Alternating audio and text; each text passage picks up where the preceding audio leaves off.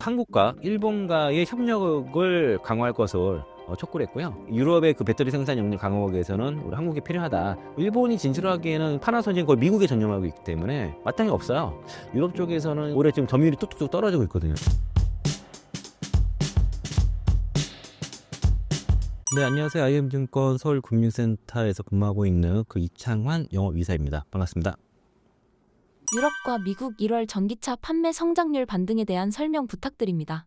네, 이거 뭐 전기차 섹터, 그 이차전 섹터 이제 투자하신 분들이 좀 많이 힘든 시기인데, 제가 이제 지난달에 말씀드렸던 게 이제 일단 먼저 말씀드리면은, 그 1분기가 그 업황 분위기 봤을 때는, 그러니까 돌아서 이제 턴어라운드는 2분기 정부터가 본격화가 될 것으로 예상하고 있기 때문에 1분기 좀 어려울 수 있으니까, 버티시더라도 다른 섹터 쪽에서 매매를 하시면서 일부 수익을 내시면서 버텨야 된다라고 좀 말씀드렸는데, 약간 그게 그렇게 되기를 바라진 않는데, 지금 최근의 흐름이 약간 그게 현실화 좀 되고 있는 상황이고, 저도 그래서, 2차전 종목들을 뭐 주로 갖고 있는데, 저는 뭐, 개인적으로 탑픽은 더 상세코피아를 탑픽으로 좀 들고는 있거든요. 근데 이제, 전반적으로 다 부진해서, 타 섹터에서 뭐, 바이오라든가, 최근에 이제 방산 쪽이라, 우주항공 방산이라든가, 다른 섹터에서 지금 좀 매매를 하면서 뭐, 유리개판 쪽이라든가, 그런 쪽에서 매매를 좀 하면서 그쪽에서 좀 버티고 있는 상황이고요.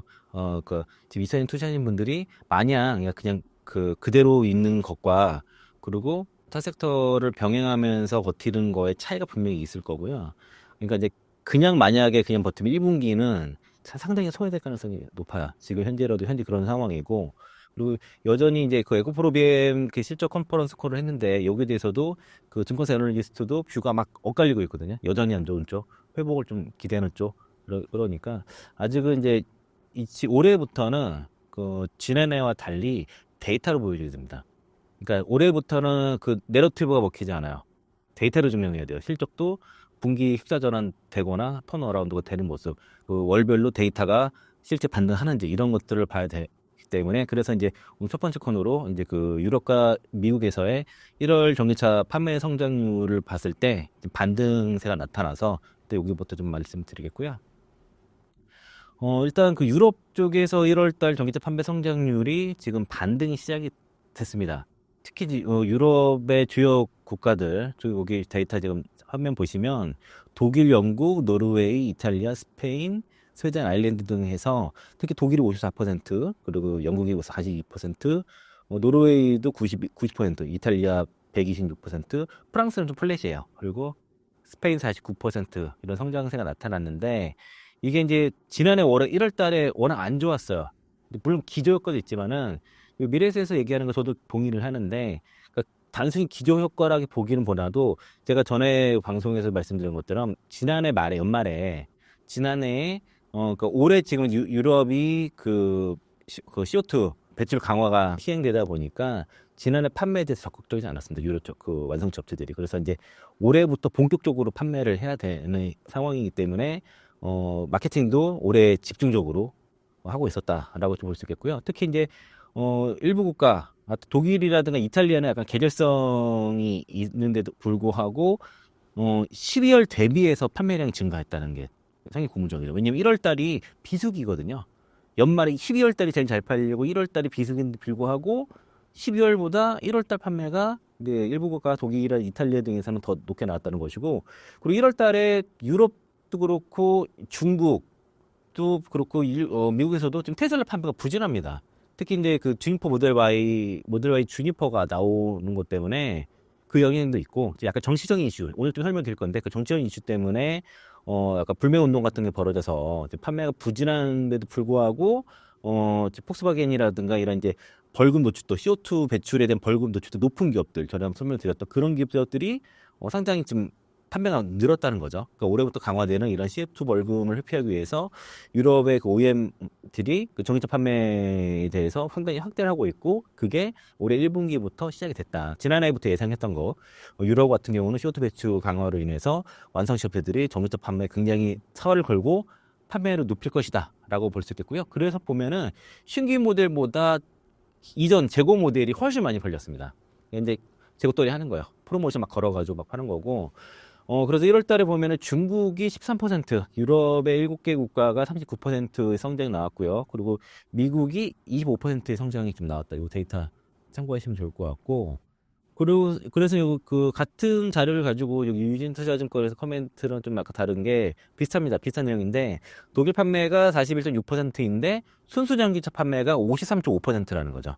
그리고 이제 지난 17개월 동안 가장 높은 성장률을 이제 1월 달에 기록을 한 것이고, 그리고 영국이 28.4%, 이게 그 뭐냐면은 하이브리드랑 전기차 다 합산이에요. 근데 순수 전기차는 41.6%죠. 그러니까 독일이 여기 보면은 그 전기차랑 플러그 하이브리드 52,210대 판매에서 42%인데 전기차가 53.5%가 늘었던 거고, 영국도 플러그인 하이브리드랑 전기차가 합산이 28.4% 정도 늘었는데 순수 전기차만 41.6%. 좀 전기차 판매가 월등히 늘어난 거예요. 이게 이제 아까 CO2 배출과 연관이 있는 것이고, 프랑스는 좀 부진했지만 그러니까 이런 독일, 영국, 프랑스 이 3대 전기차 3대 시장 합산했을 때는 전년 친환경차는 이제 18.8% 증가가 나왔다라고 볼 수 있고요. 프랑스가 역성장이 나왔어요. 역성장이 나왔는데 마이너스 19% 정도 나왔는데 이게 이제 플러그인 하이브리드가 전년 대비 54% 감소했기 때문이고, 이게 이제 이거를 빼면 오히려 이제 그 전기차는 역성장은 아니라고 좀 보시면 되겠고, 그리고 이제 그 특히 독일과 영국이 판매가 급증했다는 것들은 좀 고무적이다라고 볼 수 있겠고요. 올해 전기차 판매 1위 업체가 테슬라인데 테슬라가 지금 판매를 급감을 했거든요. 거의 17%인가 뭐 급감을 했는데도 불구하고 이런 수치가 나왔다는 게 굉장히 고무적인 거예요.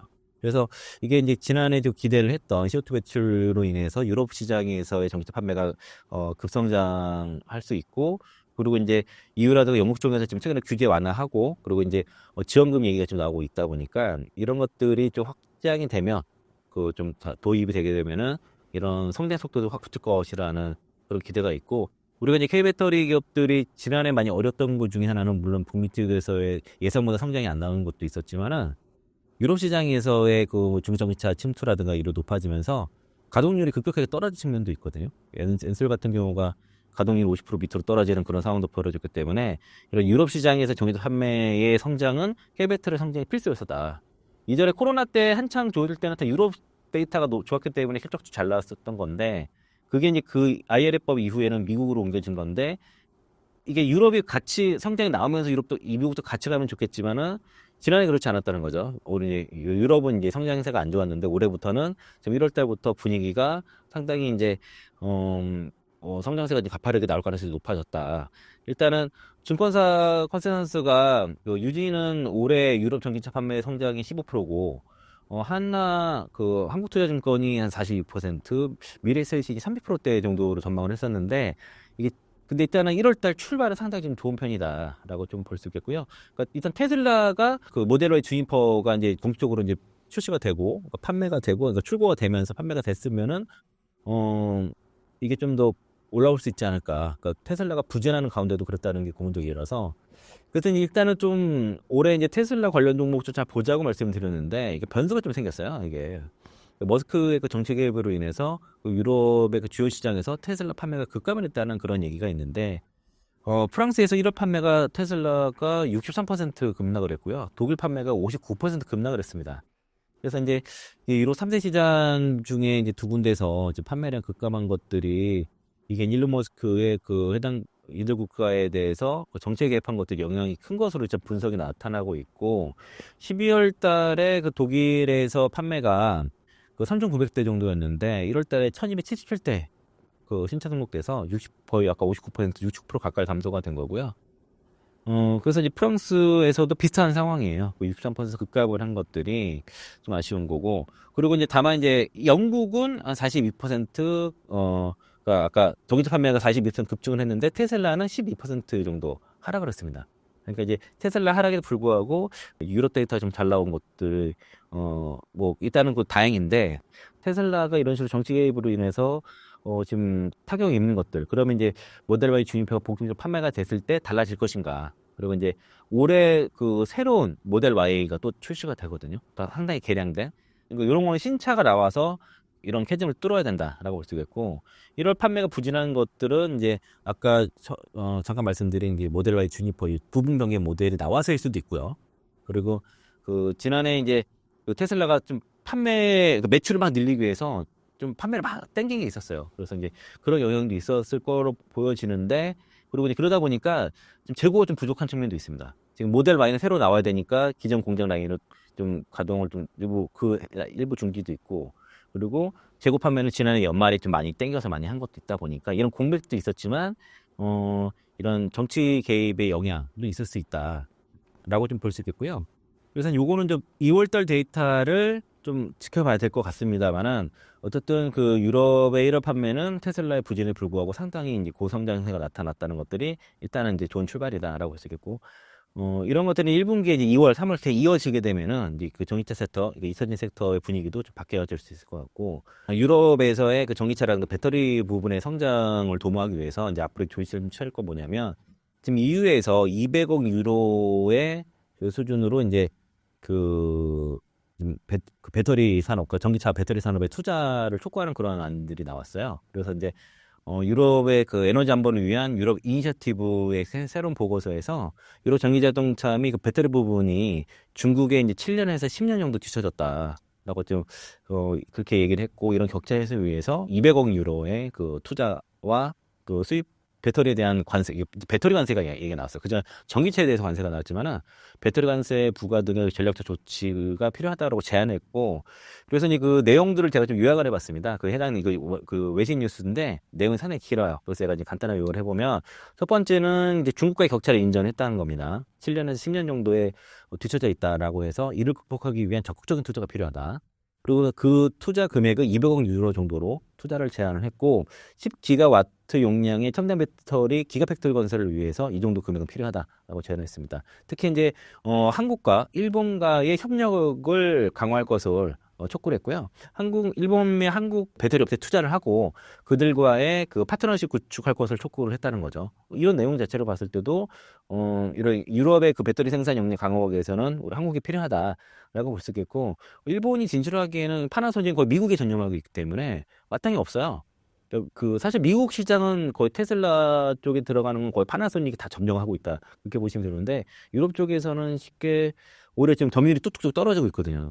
일본 같은 경우는. 이거 사실상 우리와의 협력을 얘기하는 거와 다름없다라고 볼 수 있겠고, 또 수입 배터리에 대한 관세 부과 얘기가 나왔습니다. 유럽의 배터리 산업을 보호하기 위해서 수입 배터리에 5년에서 7년에 거쳐서 50% 관세를 점진적으로 부과할 것을 제안했는데, 국내 그 유럽에 공급되는 배터리 같은 경우는 대부분 현지 생산되거든요. 그러니까 우리와는 이런 관세, 중국 배터리, 또 지금 뭐 CATL도 이제 헝가리 공장 짓고 있지만은 특히 이제 뭐 전기차뿐만 아니라 배터리까지도 그렇게 관세를 물게 됐을 때는 뭐 이것도 우리한테도 유리한 상황이고, 그 미국의 그 IRA법에 대해서 벤치마킹을 하자는 거죠. 이런 미국의 IRA와 유사한 그 재정적 인센티브 제공을 통해서 민간 투자를 유치해라. 지금 AMPC 막 주고 그러잖아요. 그런 것들.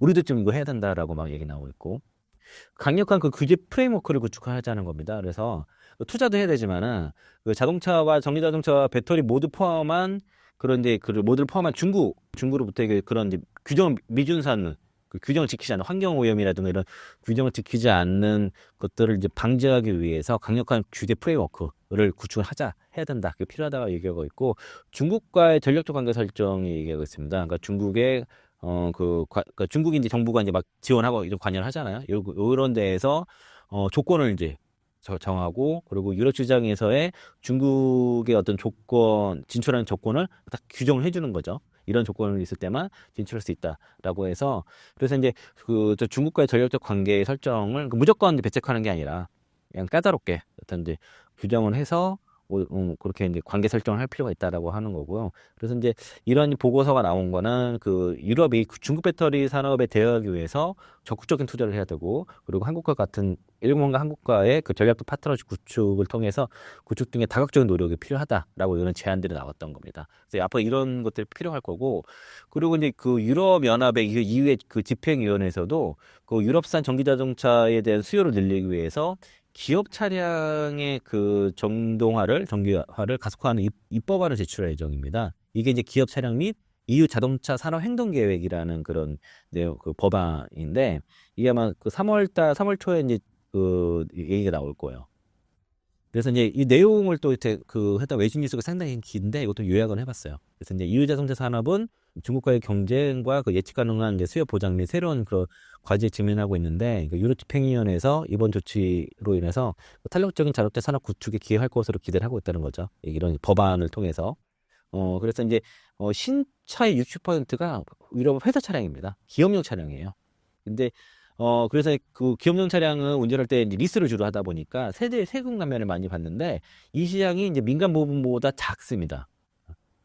그 특히 전기차 부분에 있어서 그러니까 전기차를 일수하게 되면 세금을 많이 받는데 민간 부분보다 작아요. 자동차의 60%가 회사 차량인데 어 전기차 시장은 훨씬 작다는 거죠. 그러다 보니까 이게 이쪽 시장을 키우면 전기차 수요를 많이 끌어올릴 수 있다라고 좀 보는 거고, 그래서 유럽에서 가장 큰 두 시장이 독일과 프랑스인데 이 여기가 전기차 부분이 그러니까 민간 부분이 상당히 뒤처져 있는 상황이라서 끌어올려주게 되면은 전기차 시장이 상당히 수요가 많이 올라갈 수 있다라고 이제 보는 겁니다. 그래서 그런데 거기에 대한 이제 입법안을 지금 제출할 예정이에요. 3월 초에 나올 예정이고 내용을 제가 좀 정리를 해봤는데 특히 첫 번째 그 기업 차량에 대한 전기화 목표.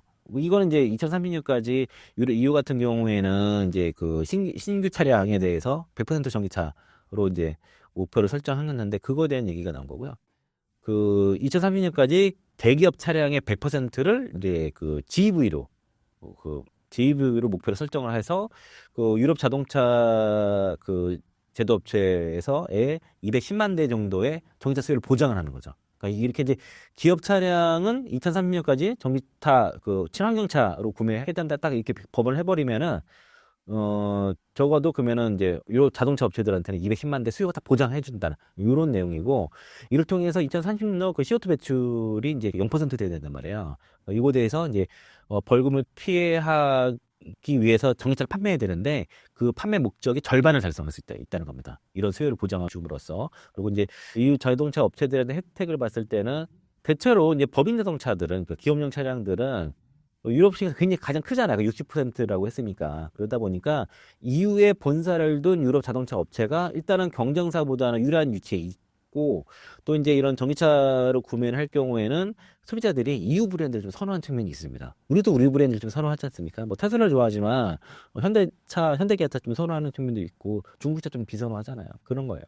그리고 이제 그 차량 에코 스코어를 도입을 하는 부분은 뭐냐면 프랑스의 에코보너스라는 게 있거든요. 요거를 반영해서 그 차량 에코 스코어를 개발해서 저탄소 재료를 사용한 그 차량에 대해서는 생산에 대해서는 보상을 해주는 거죠. 그리고 그러면서 에너지 및 자원 효율성을 촉진하는 것이고, 또 중고 전기차 시장을 활성화를 하는 겁니다. 이게 무슨 얘기냐면 법인 차량, 그 기업 차량은 그 소유 기간이 짧아요. 보통 3년에서 4년 정도 되면은 바꿉니다. 리스가 많기 때문에. 그러다 보니까 그러면은 그러한 전기차가 중고 시장에 나왔으면은 가격이 저렴해지잖아요.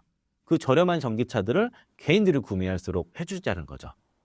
그러면은 대기업들은 2030년까지 전기차만 등록 카드로 요구를 함으로써 계속 이제 지속적으로 그러니까 전기차를 계속 구매를 하고, 그러니까 개인 소비자들은 2035년에 이제 그 EU가 이제 전기차 100% 신차 그 출시를 목표로 하고 있지 않습니까? 그러면은 2035년까지 약 700만 가구가 더 저렴한 전기 중고차를 구매할 수 있다는 이런 아이디어를 낸 거예요.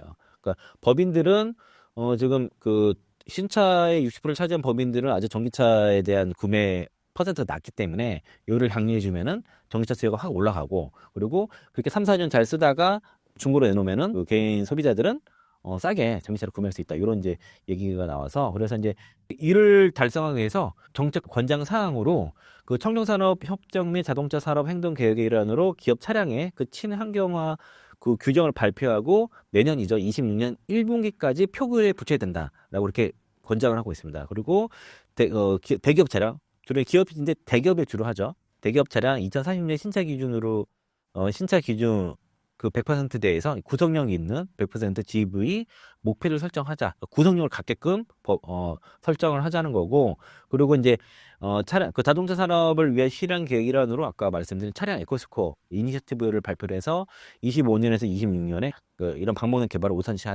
하라는 것이고요. 그리고 이제 이러한 그 목표를 이제 자동차를 넘어서 그 유럽은 그 전기 선박이 많아요.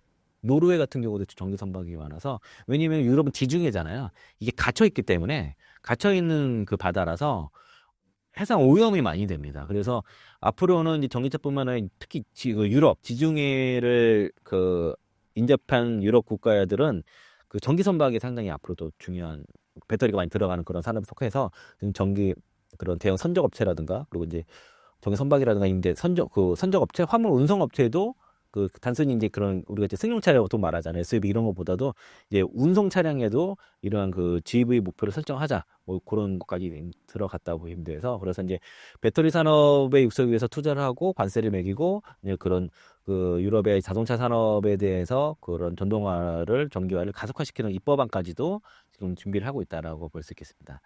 그리고 이제 우리가 제일 중요한 시장이 이제 미국이에요. 이제 11월 달에 미국 데이터가 나와서 그거 좀 체크를 해보면은 1월 달 미국 소비 판매를 보니까 그 하이브리드 같은 경우는 13만 1000대에서 42.1% 성장이 나왔고요. 전기차가 9만 8000대에서 25.2% 나와서 예상보다 지금 상당히 견조하게 나왔습니다. 25%의 판매 성장이 나왔고 플러그인 하이브리드는 한 8% 정도 성장이 나왔는데 여기 그 업체별로 보니까 도요타가 굉장히 많이 팔았습니다. 성장률이 176%, 2,505대 정도 팔았고, 폭스바겐 149%, 닛산 66%, BMW 31.7%, GM이 27.8% 정도 성장이 나왔고요.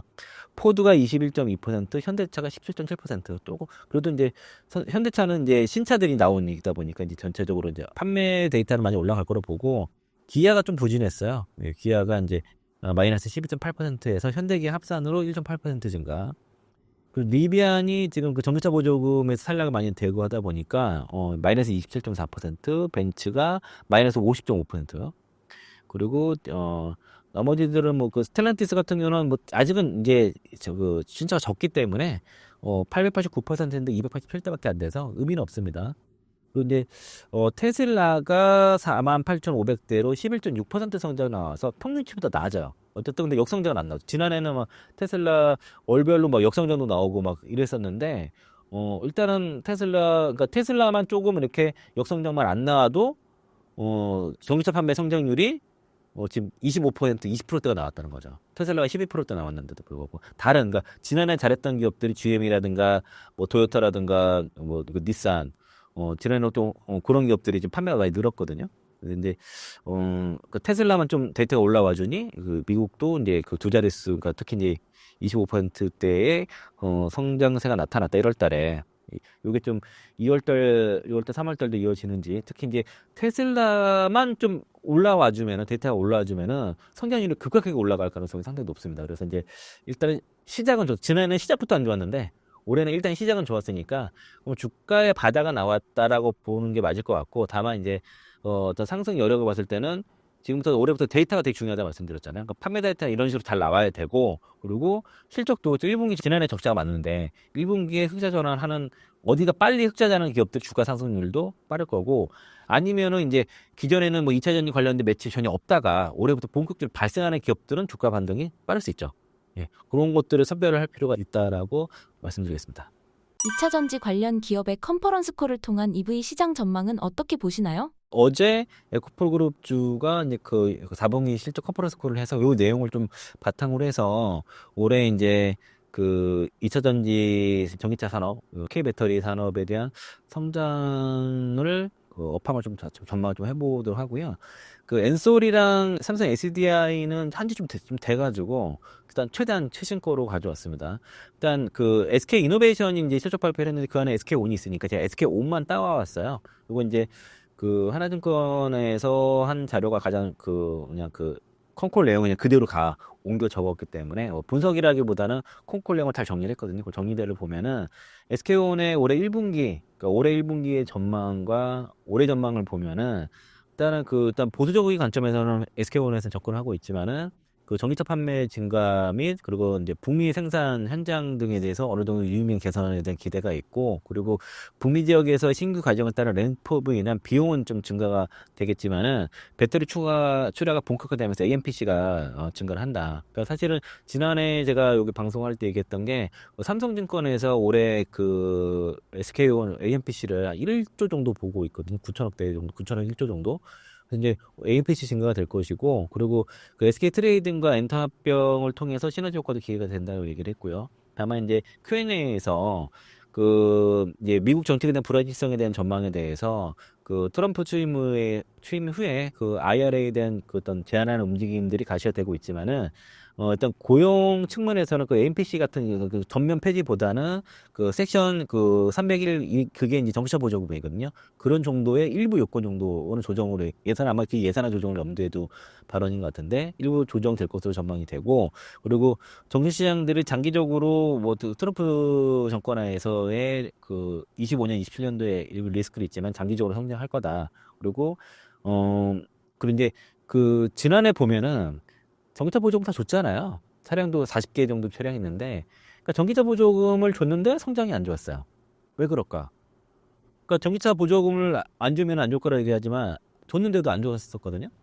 결국에는 차량의 전기차 경쟁력입니다. 차량 경쟁력인데, 지난해까지는 테슬라라든가 뭐 일부 현대차 그 일부를 제외하고는 어떤 경쟁이 그 대중들의 사료를 잡을 수 있는 경쟁적인 차량이 별로 많이 안 나왔다는 거죠. 그러니까 국내 같은 경우 EV3가 나오면서 지금 유럽에서도 잘 팔리고 국내에서 잘 팔리고 하는데, 북미에서도 그 EV 시리즈는 잘 팔릴 거예요. 이번에 북미를 겨냥한 그 현대 아이오닉 9 같은 경우에는 상당한 그 판매가 있을 거라 좀 보고 있고요.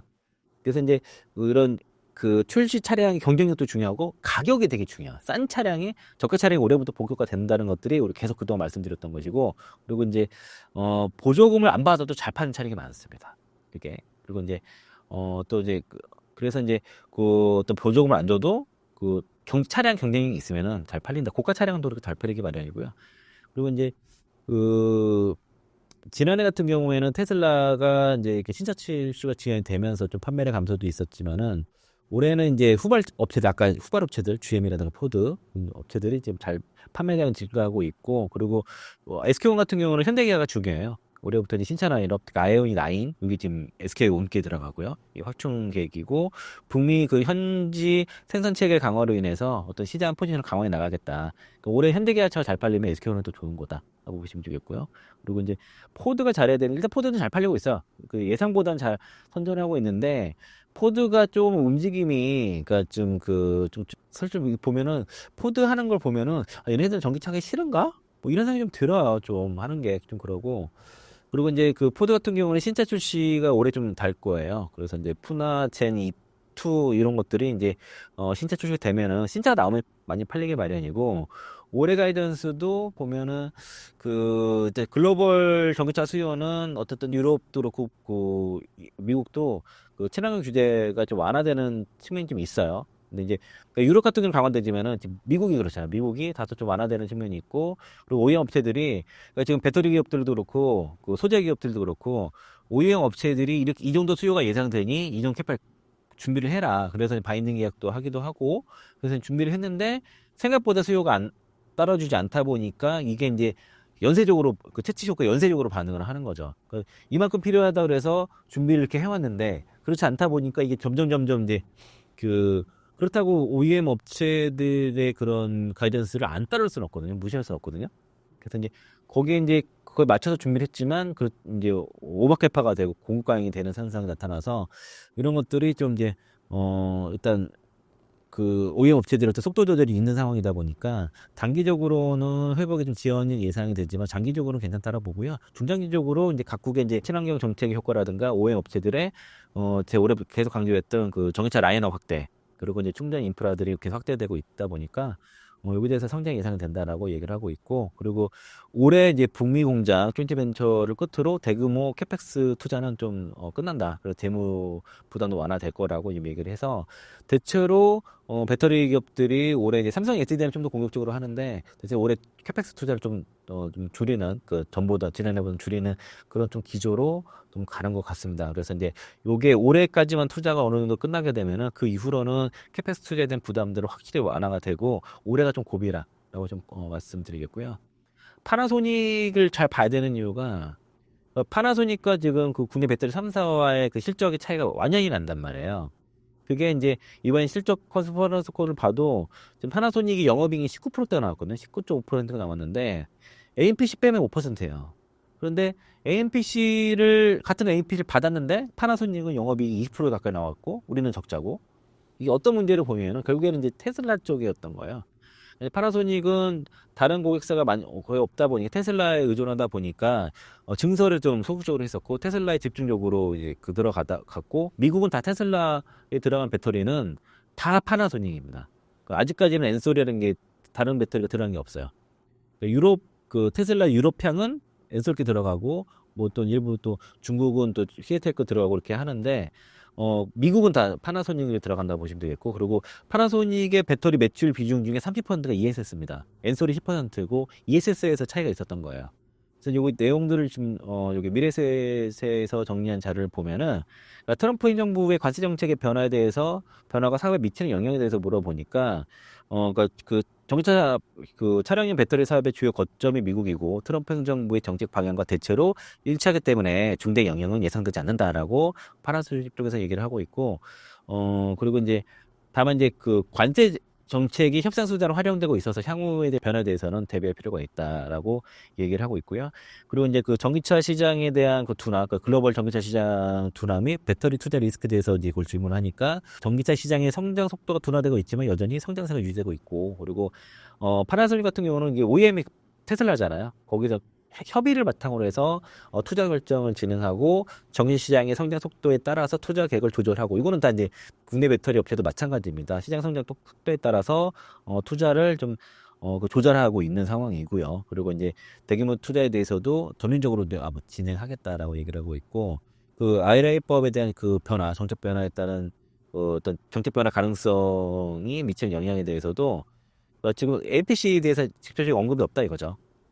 그거는 뭐 배터리 3사도 마찬가지고, 대체로 소비자 대상으로 한 소액공제에 대해서 관련된 내용이 지금 논의가 되고 있는 거지 아직 결정된 것도 없잖아요 사실은.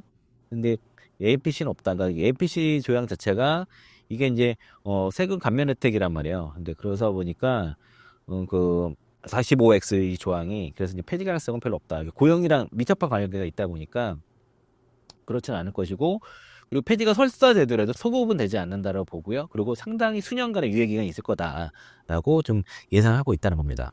그래서 이제 그 45X 조항이 폐지가 되더라도 이미 투자가 다 진행이 된 상태고, 그리고 이런 영향이 본격화되기까지는 또 1년 이상 시간이 더 걸린다는 겁니다. 그러니까 이게 이제 폐지가 안 될 거라고 보는데 설사되더라도 상당히 시간차가 있을 거다라고 봐서, 그래서 이제 그런 IRA의 폐지는 사실은 미국 내 투자를 위축할 수 있는 이슈이기 때문에 트럼프가 지금 생각하고 있는 그 미국 내 투자를 유치하는 건 좀 달라요. 관세로 하겠다고 하는데 관세만 갖고 배터리 산업은 또 그렇지는 않습니다. 또 좀 달라요. 그리고 그래서 이제 이는 이제 트럼프 행정부의 그 산업 정책 방향과 좀 상충된다는 거죠. 미국 내 투자를 유치한다는데 그 오히려 투자를 위축시킬 수 있는 얘기를 하겠다. 그러니까 그 국내 배터리 업체들도 그렇고 파나소닉도 테슬라도 지금 배터리 생산하는 이유 중에 하나가 AMPC를 받기 때문이에요. 지금 테슬라가 전 세계 그 배터리 생산에 지금 탑 10에 들어왔어요. 9위 정도까지 올라왔어요. 그러니까 지금 그리고 그래서 그냥 생산하게 되면 적자가 날 수 있는데도 불구하고 AMPC를 받게 되면 흑자가 날 수 있거든요. 어떻게든 생산하려고 하는 것도 있고, 그래서 이제 앞으로 이제 그 파나소닉 같은 경우가 그래서 지금 북미 시장 쪽에서의 테슬라를 등에 업고서 이런 성장세가 나타나고 주가도 그래서 행복하고 막 이러니까, 그러면은 파나소닉의 소재를 공급하는 업체도 잘 봐야 된다는 거고요.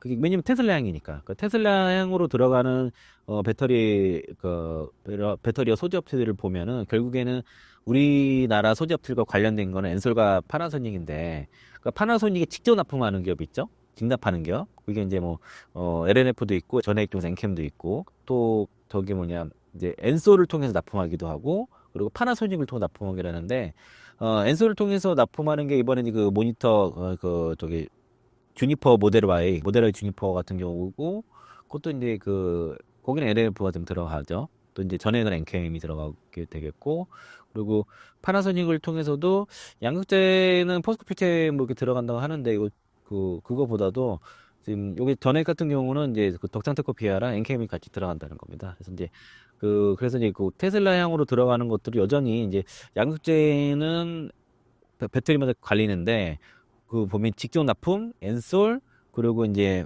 그 파나소닉을 통해서 들어간 쪽에서 공통적인 거 보면 전액이 그래요. NKM이 그렇고 덕산테크피아는 직접 납품을 안 하고 OEM 형태로 그러니까 틴치를 통해서 엔솔 통해서 테슬라 들어가고 그리고 이제 센트럴글라스를 통해서 파나소닉을 통해서 거쳐서 이제 테슬라 그런 형태로 들어가는데 랭킹 같은 경우가 오늘 이제 MSC에 편출돼 가지고 그동안 편실 가능성 때문에 주가 계속 빠졌어요.